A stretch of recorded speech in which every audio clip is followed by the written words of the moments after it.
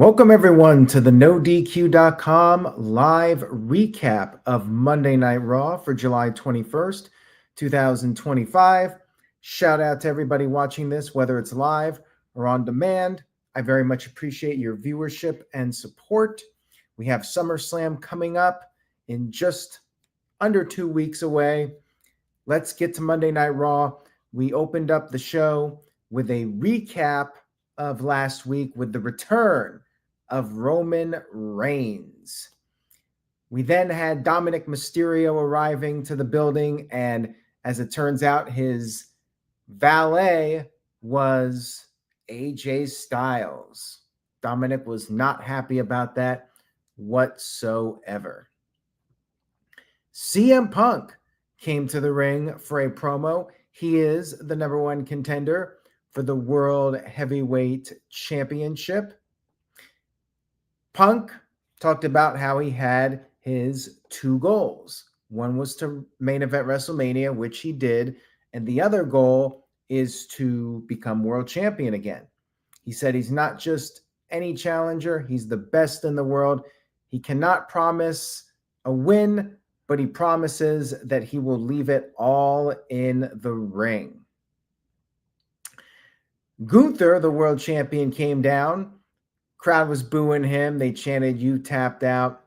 He's never going to hear the end of that. Gunther said he did not come out there to create drama. He was there to make money and win titles. He said both of them have massive egos, and Gunther noted that his ego is justified because it is actually based on results, unlike Punk, who just listens to the fans. Gunther said the best in the world is the one with the championship, and he is going to drop Punk like a wet towel, but at least Punk will have the degenerates cheering for him the rest of his life. And then he took his leave.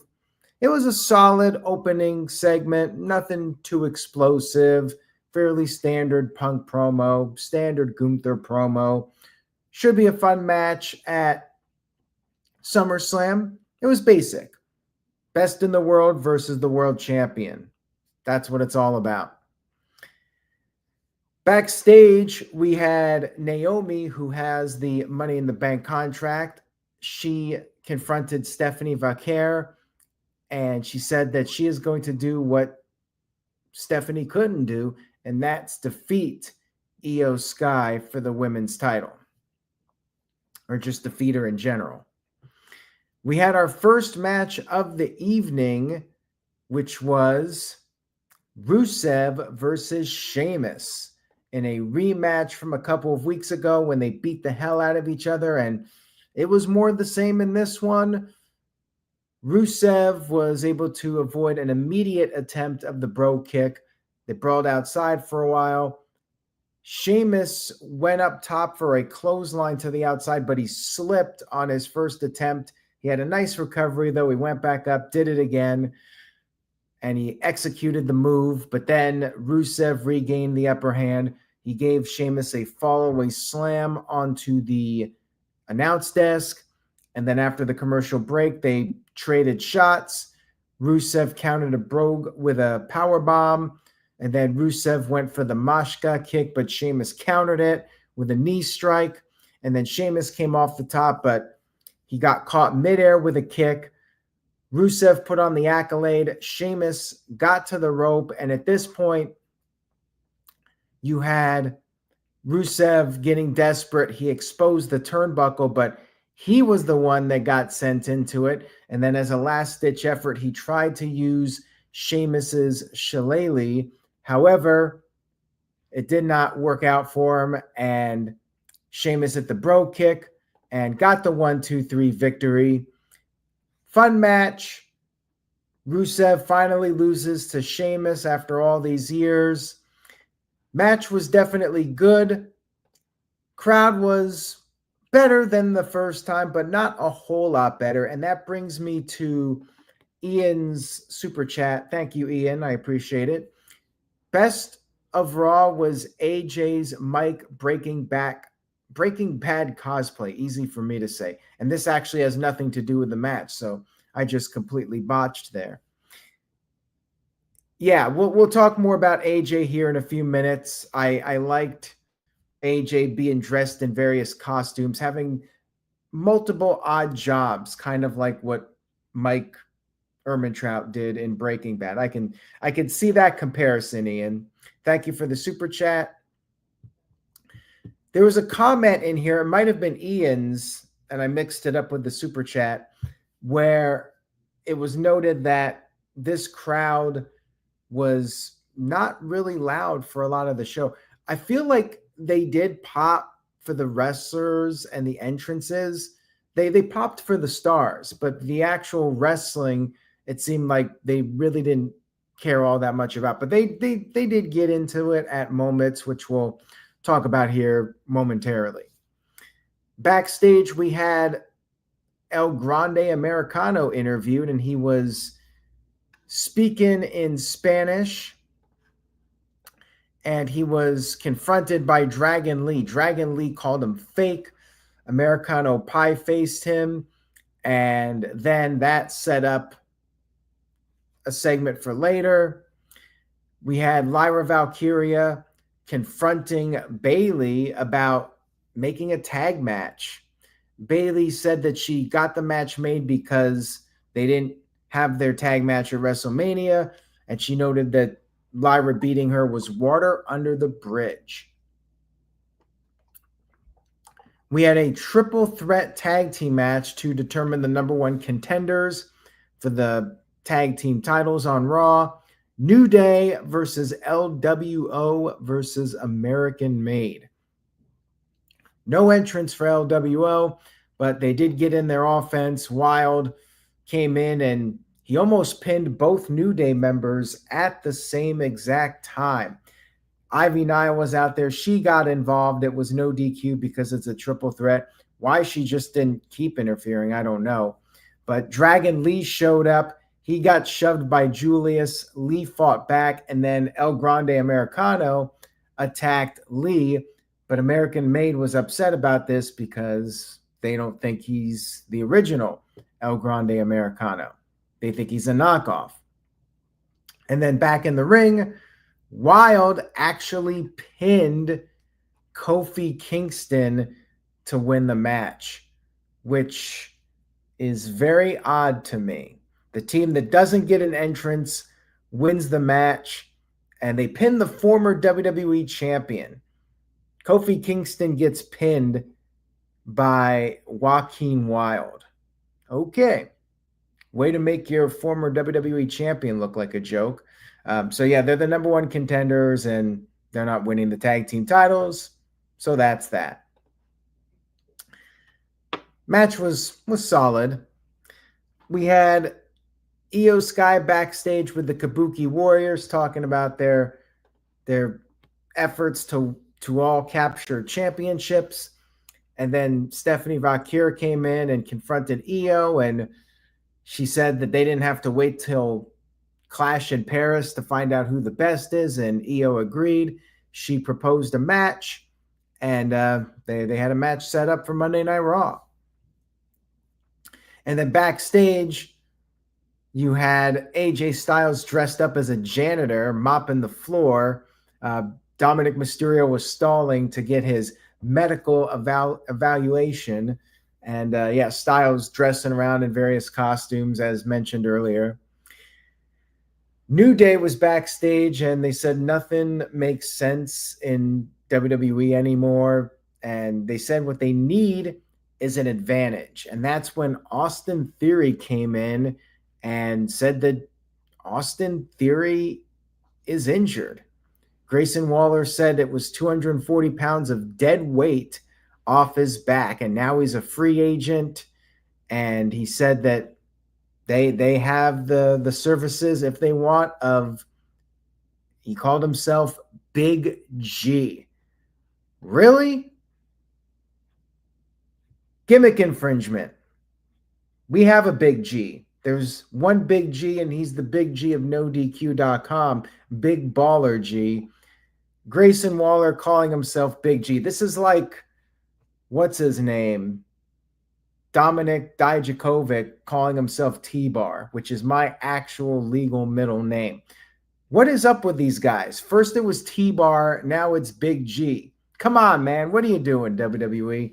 Ripping off my nicknames and monikers. This is gonna die a very painful death here. And what the hell? They spent all this time building up Austin Theory, and this is the end of the group. Theory's actually hurt. Like, what's going on here? Just felt very underwhelming. What a letdown. Yeah, this was quite the lackluster end to this group. Very, very random. We had Becky Lynch, the Intercontinental Champion, come into the ring, and she said she should be at the premiere of Happy Gilmore 2 instead of being in Houston, Texas. And she said Lyra Valkyria is greedy for wanting 2 titles at the same time.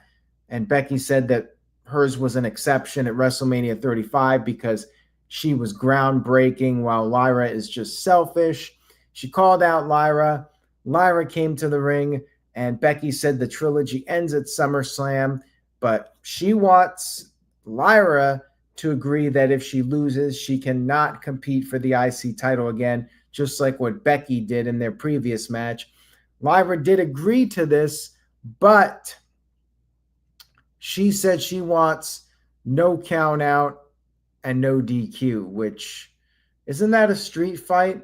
Isn't that what we're seeing with Cody Rhodes versus John Cena? Feels like a very similar stipulation. I'm not really sure why they picked this one of all the potential stipulations they could do for this.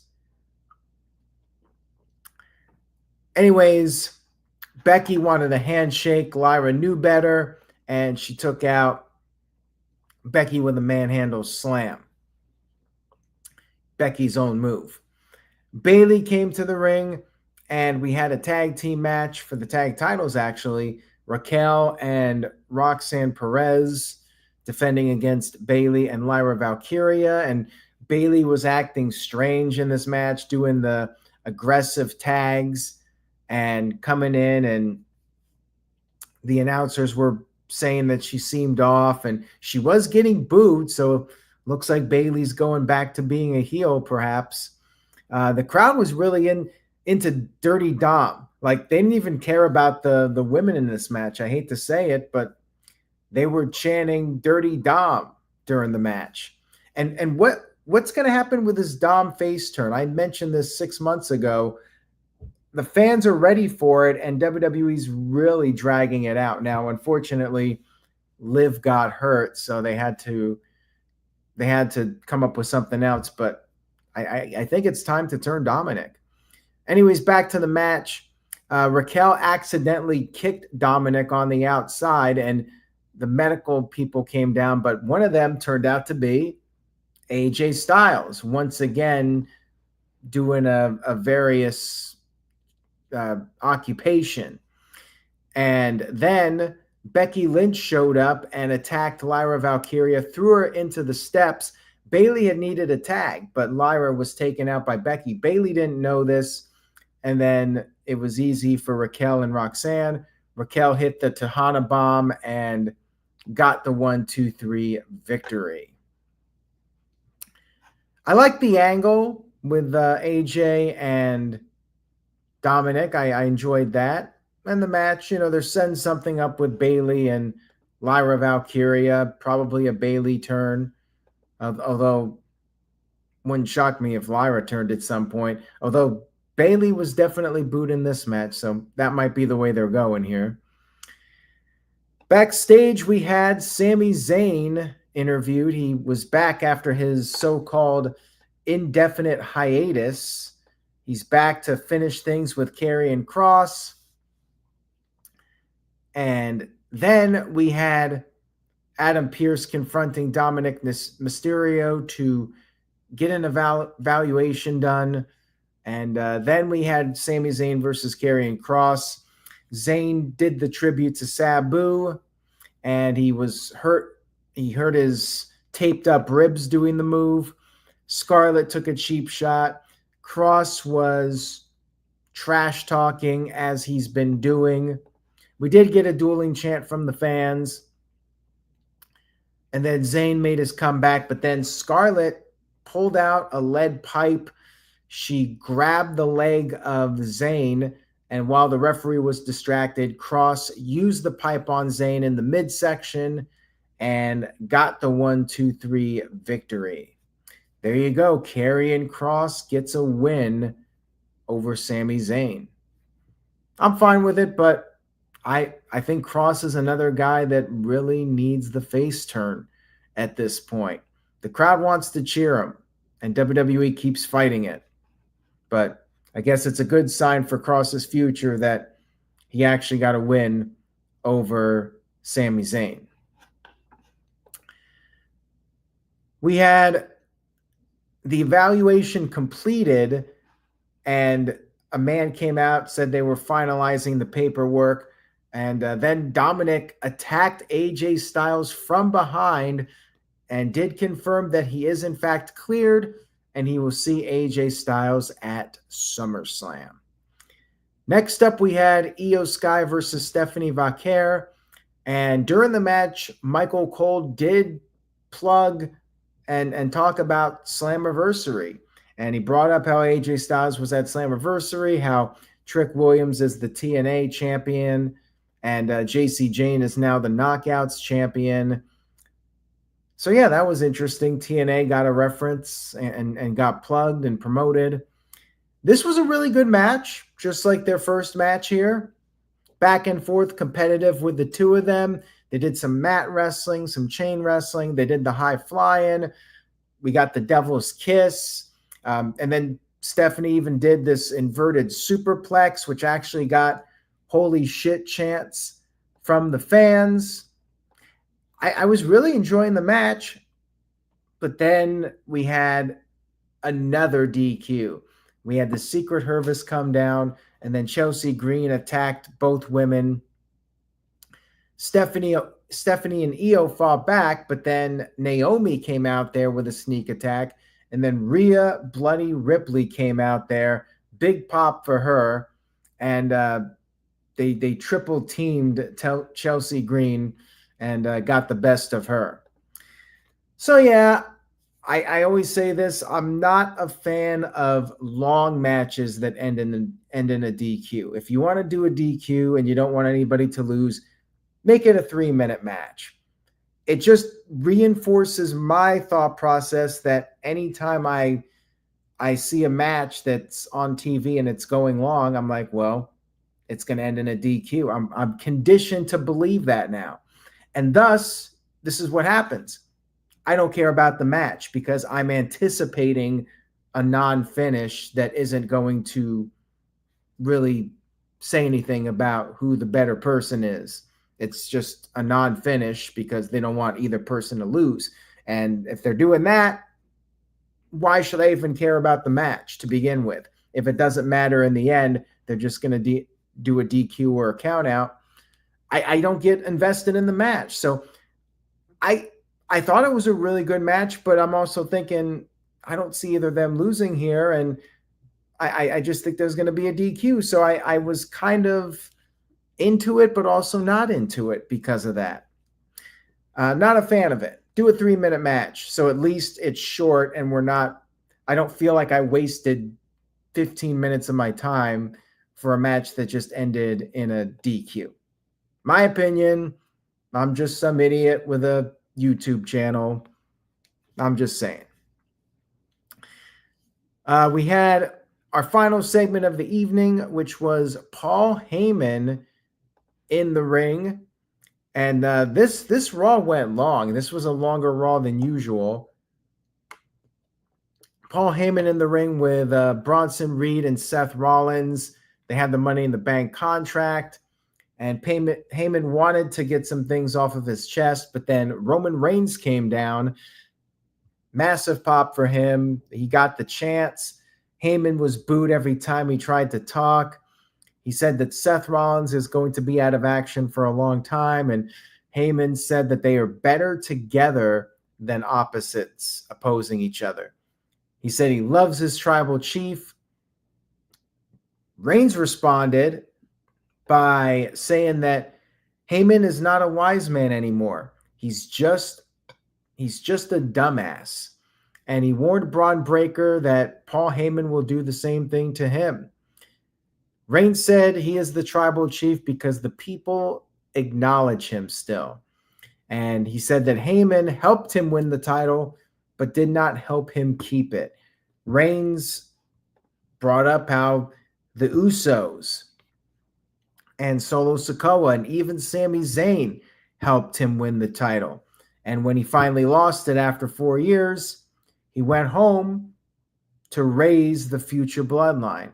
And he said that Heyman could create all these factions, but he could not create the bloodline because it is God's work. And Heyman used to be a business partner, but Reigns brought him in, made him part of the family, and threw it all away for a best friend. That's what the dumbass Heyman did. And then Braun Breaker got on the mic and he said that they don't want Roman Reigns around anymore. He's yesterday's news. He's the old dog. Breaker said he's now the top dog, and that's why Paul Heyman won't betray him. He told Roman Reigns to leave the ring. Reigns said he didn't hear any of that trash, and he said maybe it would be better if Breaker had his mic. He tossed his mic at Breaker and then hit him with the Superman punch. Bronson Reed came in. Reigns went after Reed, but then Braun Breaker took out Reigns with the spear, went up top for the tsunami, but then Jey Uso, I had it right the first time. Jey Uso came out there and he got in the ring, did the double spear, took out both Breaker and Bronson Reed. Roman Reigns and Jey Uso were standing tall to close out this edition of Monday Night Raw.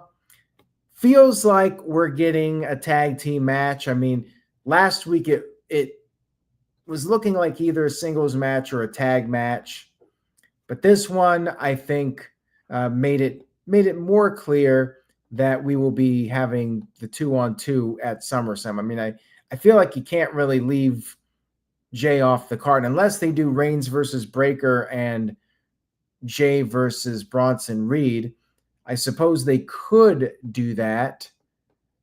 So we'll see what happens. They didn't confirm anything on this show, and they haven't as of this stream, but maybe we'll know in the near future what matches we're getting or match for SummerSlam. Now, shout out to Building Nexus, sent in a $2 super chat. Thank you for that. Says, how much of a heel move is faking an injury?